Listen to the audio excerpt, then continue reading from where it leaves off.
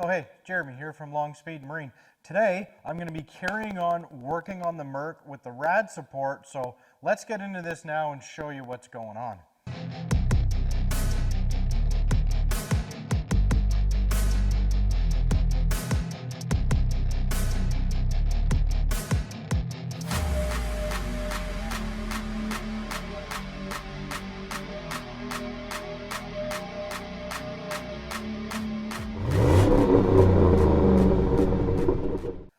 Okay, so I was working on the fan shroud and mount for my electric fan for this, so I'll show you this now.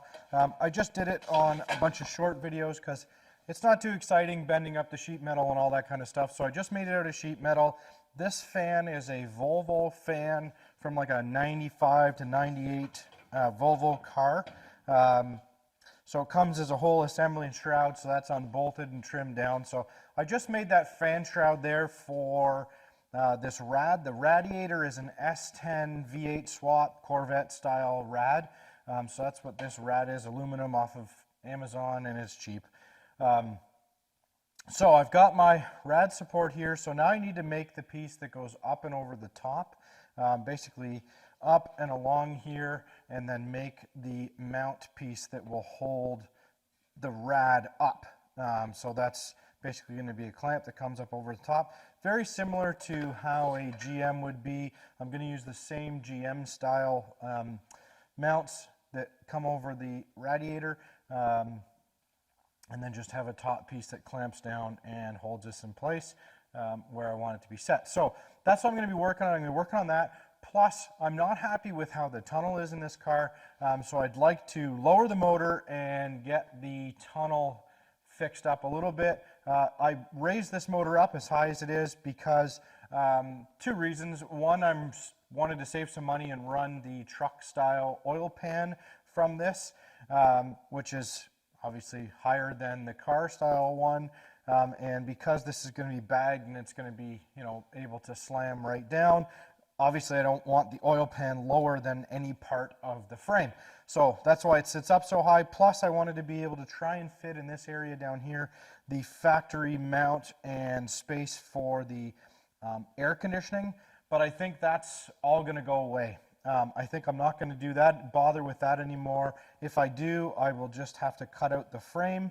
My buddy did that on his car, where we just cut the frame out, and then he was able to fit the air conditioning compressor down there. I do also have, now that I've got all this radiator setup done, I do have some more space to bring the motor forward. So if I can come forward a bit and go down, then maybe the tunnel in the car won't be as big. So that's what I'm going to be working on today. And worst case scenario, maybe I'll change up this drive pulley setup for the sake of everything being nice and, a smaller tunnel and all that kind of stuff. If I can get this motor even farther forward by putting on a shorter pulley setup, an aftermarket pulley setup, it may be worth the money to me. I do like to save money and I'm pretty cheap, but it may be worth the money to try and get that forward because I'm really not happy with how big the tunnel is. So let me do you a quick walk around here and then we're going to get into building this stuff. All right, so here is the rad sitting in there. It's a little bit farther forward than what it's actually going to be. You can see I've got lots of space to the water pump pulley as it is, so I can come forward there. And you can see how high I'm sitting with this motor down here. So I want to get that a little bit farther forward, drop it down a little bit. I will change to potentially the car style oil pan, so I'll get that shorter oil pan. So I'll take that into account when I'm moving this motor because obviously I don't have it yet. So I'll just take into account however deep that oil pan's going to be. But here's the tunnel area. And you can see it's quite large, comes up into the car pretty high, and that's because the transmission is so high and back in this car. So if I can make this a little bit smaller, make these sides smaller, so it doesn't come over as far here, that would be good as well. So I can get a little bit more feet room and then a little bit more clearance in this area because that's where I'd like to mount that air conditioning unit. is up in this area up here. So I'm just not really happy with all this, so I'd like to cut all this back out and see if I can drop this whole section down a little bit and make it a little bit differently. All right, well, I'm going to stop talking and start cutting up some metal. I'm going to make up a template for this out of cardboard. I'm going to be using 1-inch angle iron. That's going to be my top support across from the two sides, and then I'm going to make the top cap out of some round bar and sheet metal. So I'm going to stop talking and make up my cardboard template.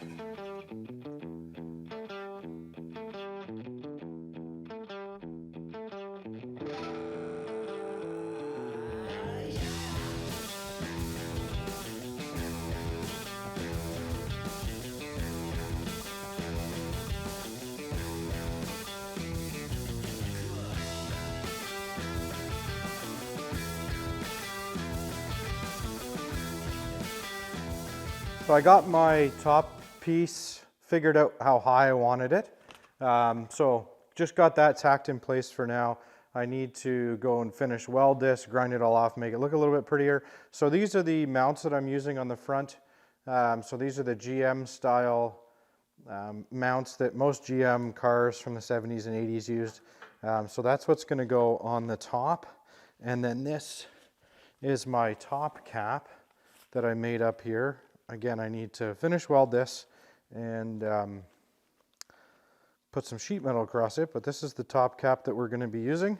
So it's going to sit right on the top of the rad here, hold it in place, and then this piece will get bolted on the front and on the top to my top cap, and then this whole thing will all just sit in here nice and hold this all together. All right, so there it is, the top cap. So this will get closed in with sheet metal. I've made my little pattern here out of cardboard. So this is just going to sit on top like this to close all this in. So that's what I'm doing right now. I'm just going to make this sheet metal piece and then get it all welded to this top cap, finish welding this top piece, and then finish welding the sides. And then this project will be almost done. So let's go get that piece of sheet metal bent up.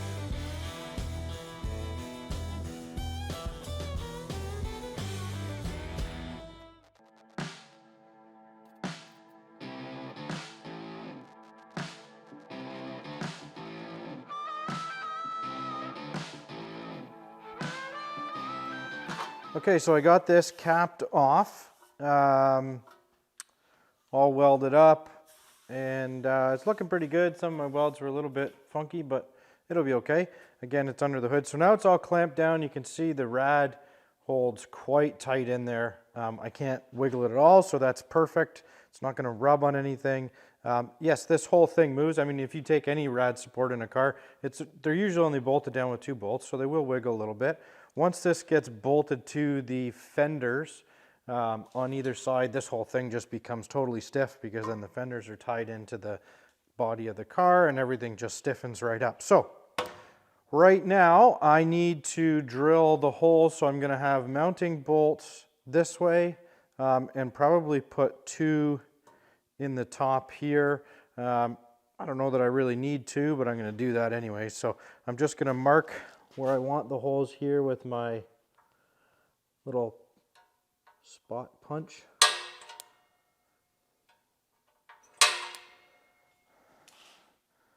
I want one here.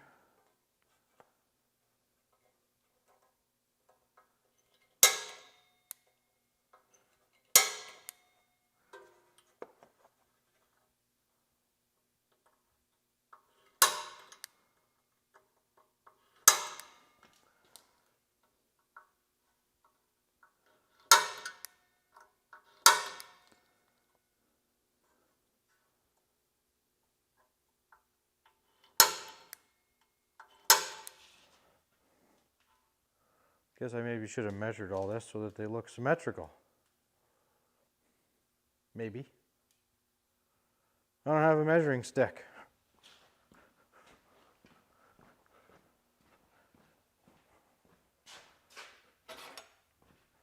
All right, I got my measuring stick.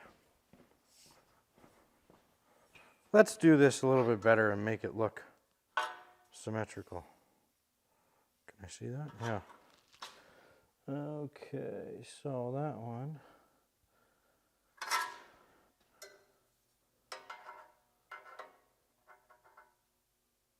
Huh. I actually got that one right. This one over here is in the same spot as the one on the other side, 1.25 inches. Look at that. Would you look at it? All right, and then this one is, sure. 3. What did I say that was? Did I do that one the same spot too? Come on, there's no way. 3.5. 3 3/4. So I need to come back. Okay, 3.5. Right? Yeah.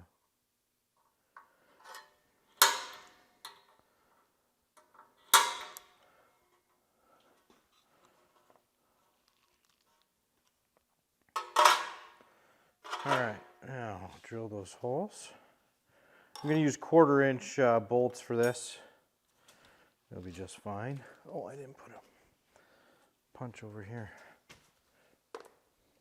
Make sure you don't drill into your radiator. Unfortunately, I kind of need the rad. Well, maybe I don't need the rad in there. Maybe I'll take the rad out. Maybe I'll leave it in. I just won't drill a hole in it.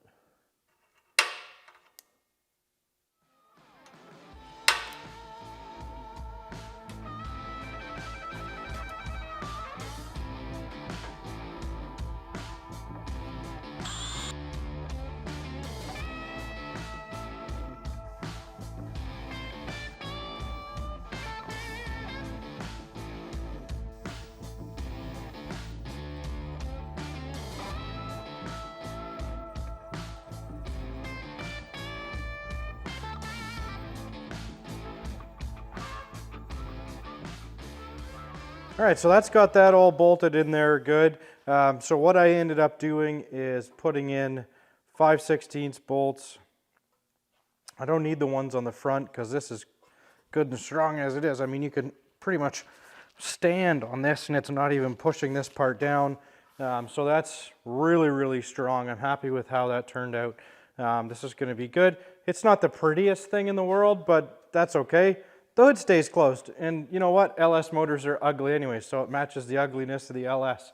At a later date, what I might do is put a whole, if I want to get really fancy, I can put a whole cover all over the front and even over the motor and everything to just fill all this in, but I doubt I'll ever do that because like I say, I keep the hood closed. It's a custom. You don't open the hood.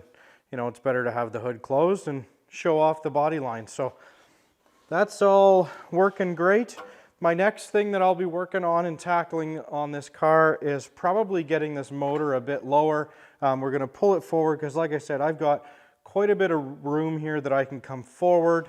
So I can also drop that thing down so then the tunnel on the inside of the car won't be so big. So thanks for tagging along on this one. Please make sure you hit the subscribe, smash the like. We'll be working on this car. We're getting this thing ready to go to the Motorama car show. So you see a lot more updates on this, and it'll be coming together as quick as I possibly can. Thanks very much and take care.